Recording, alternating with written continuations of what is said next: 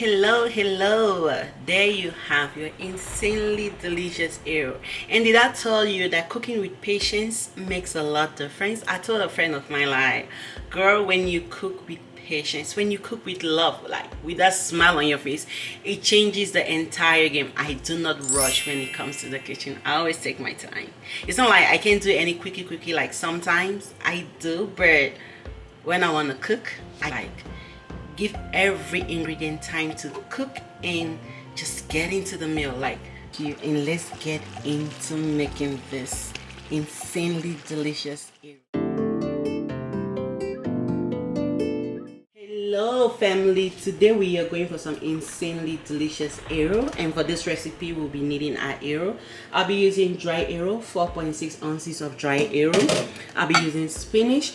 In Cameroon we use water leaf, but since we don't have water leaf, I'll be using 3 pounds 2.8 ounces of spinach. And I have my goat meat.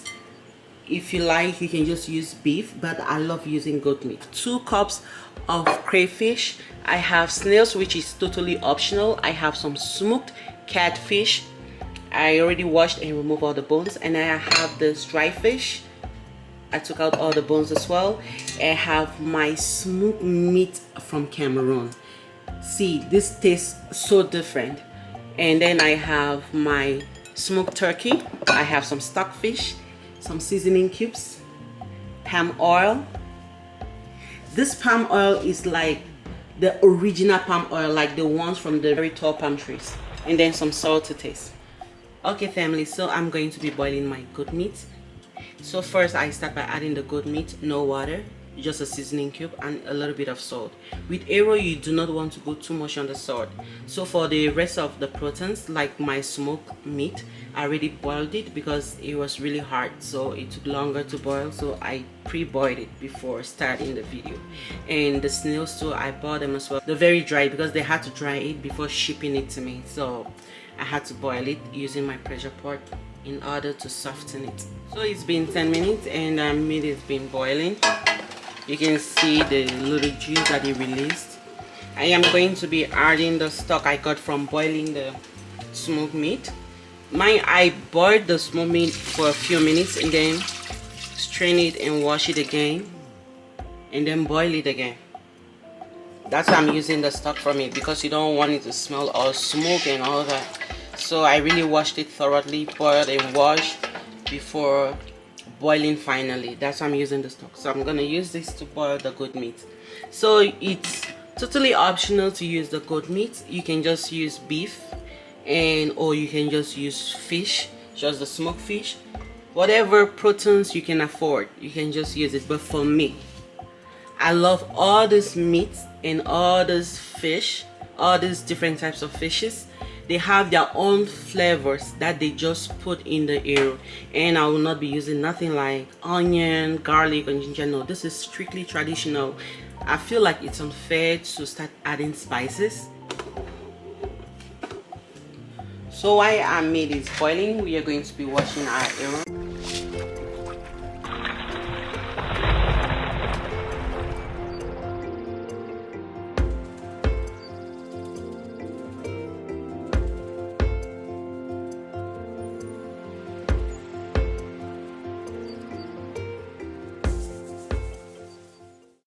Okay, so it's been about 15 minutes that the meat has been boiling. We are just gonna add smoked turkey.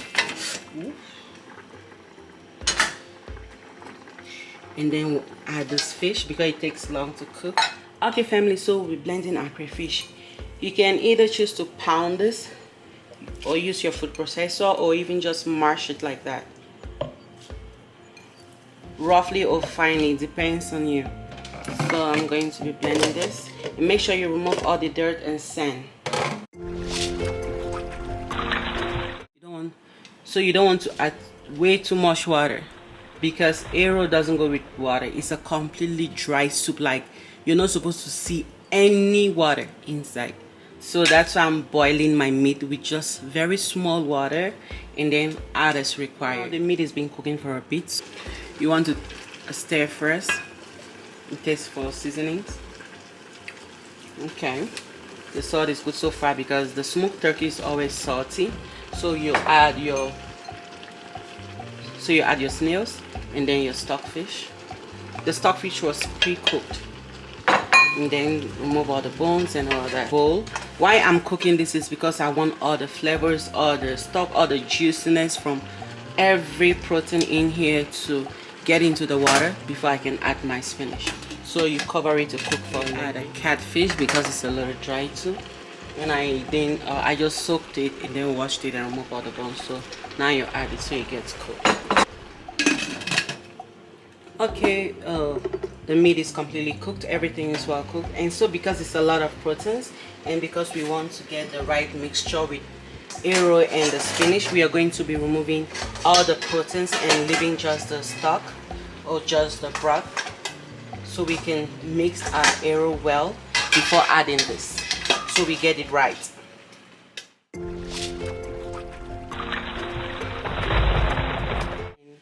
So now we're going to be adding half of the crayfish and preserving part for later. Let this cook for like a minute or two before you add your spinach. See, I'm leaving just about that much quantity of water, not too much. You see that? And then I just added the crayfish. You don't want too much water. Arrow doesn't go well with water. If you add too much, that's how long it's gonna stay on the fire to get dry. Okay family, so we removed all the proteins and added our crayfish. It's been about 2 minutes. We are going to taste for seasoning. At this point you want to make sure it really tastes good and a little more sweet because you are going to add spinach and arrow. You want everything to be just okay after you add. So now I'm going to be adding my seasoning cubes and then my maggi crevette. I'll add just 1 seasoning cube and 1 maggi crevette. And I like to use crevette in anything that I use crayfish because it just blends everything, like it just unifies it and make it outstanding. So yeah, mix thoroughly and then test again. This is a very essential point. You want to make sure it really tastes good, and then depending on your level of salt, how you eat salt or how you eat cubes. So yeah, now you're going to go ahead and add your spinach. Scatter it so you can mix well. Usually people ask me like, where do you take your water leaf? I was like, I've never used water leaf since I moved to the States. Like, I don't even see it. I use spinach, but you can never tell the difference. When I tell some people, they feel I'm lying. So you mix thoroughly to combine.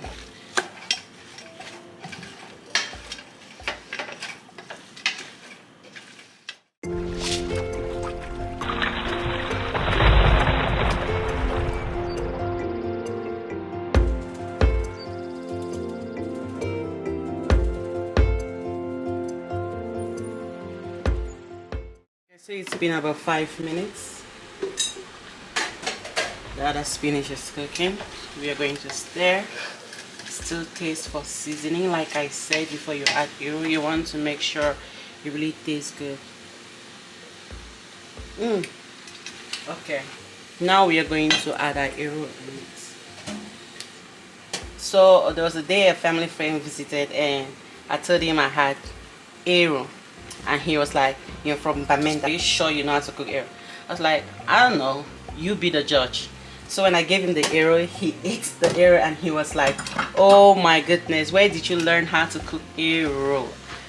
Even that you're from Bamenda, that's the northwest region. Because arrow, it's a southwest region something. So he was like, where did you learn how to cook arrow? I was like, I told you. And then he ate and asked for more. He said, I have never eaten something so good like this. I've been eating arrow, but this one is arrow.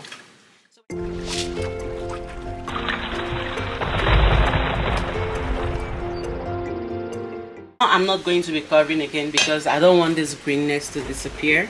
Look at how green. Or you can add all the proteins that you took out and then add the palm oil.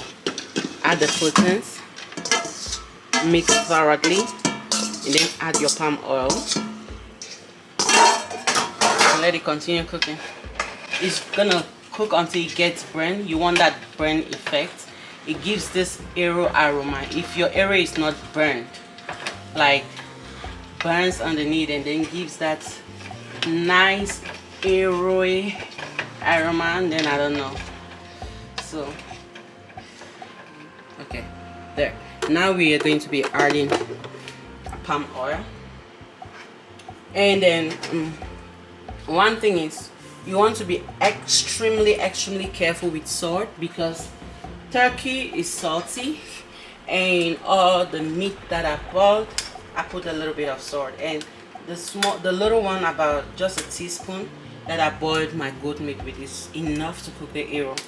Arrow hates salt, and it's better for your arrow to be lacking salt than having too much salt. So now you add. This is one meal that takes a lot of palm oil.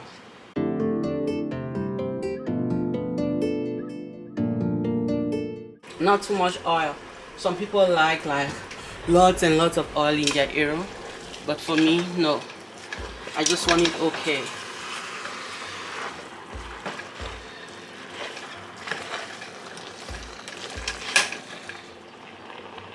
Our oil is being added, so I'm just gonna let this continue cooking and stirring so the water completely gets dry, and then we can and then it's ready.